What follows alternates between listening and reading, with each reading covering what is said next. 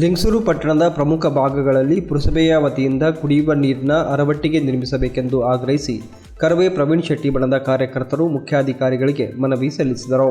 ಈಗಾಗಲೇ ಬೇಸಿಗೆ ಪ್ರಾರಂಭವಾಗಿ ಬಿಸಿಲಿನ ತಾಪಮಾನ ಹೆಚ್ಚಾಗುತ್ತಿದ್ದು ಸಾರ್ವಜನಿಕರ ಕುಡಿಯುವ ನೀರಿನ ದಾಹದಿಂದ ಬಳಲುವ ಸಂಭವ ಇರುವುದರಿಂದ ವೃದ್ಧರಿಗೆ, ರೋಗಿಗಳಿಗೆ ಮತ್ತು ಮಕ್ಕಳಿಗೆ ಅನುಕೂಲವಾಗುವ ದೃಷ್ಟಿಯಿಂದ ಲಿಂಗಸೂರು ಪಟ್ಟಣದ ಪ್ರಮುಖ ಭಾಗಗಳಾದ ಗಡಿಯಾರ ಚೌಕ್, ಬಸವಸಾಗರ ಕ್ರಾಸ್, ಹೊಸ ಬಸ್ ನಿಲ್ದಾಣ, ಬಿಇಒ ಕಚೇರಿ ಮುಂಭಾಗ, ನಡುವಿನ ಮನಿ ಆಸ್ಪತ್ರೆ ಮುಂಭಾಗ, ಹಳೆ ತಹಶೀಲ್ ಆಫೀಸ್ ಕಚೇರಿಯಲ್ಲಿ ಕುಡಿಯುವ ನೀರಿನ ಅರವಟ್ಟಿಗೆಯನ್ನು ನಿರ್ಮಿಸಿ ಸಾರ್ವಜನಿಕರಿಗೆ ಅನುಕೂಲ ಮಾಡಿಕೊಡಬೇಕೆಂದು ಮನವಿ ಮೂಲಕ ಆಗ್ರಹಿಸಲಾಯಿತು.